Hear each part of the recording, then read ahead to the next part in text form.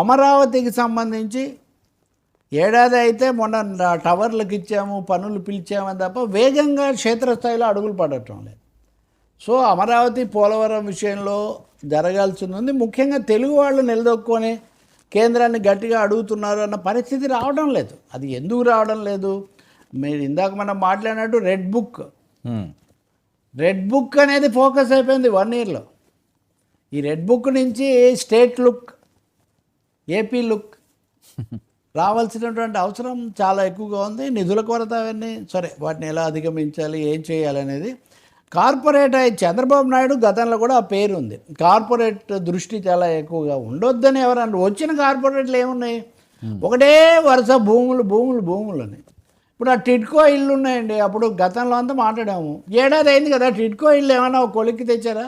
ఏం తేలేదు. కేంద్రం ఇచ్చేవే తెస్తున్నారు. ఎందుకంటే ఏమంటారంటే అవి పూర్తి చేయడానికి కొన్ని డబ్బులు కావాలట, 1000 కోట్లు, వాటికి ఎందుకు ఖర్చు పెట్టడానికి. కాబట్టి చేసిన దానికంటే చేయాల్సింది చాలా ఎక్కువగా ఉంది. ఒక ముక్కలో చెప్పాలంటే చేసిన దానికంటే చేయవలసింది చాలా ఎక్కువగా ఉంది.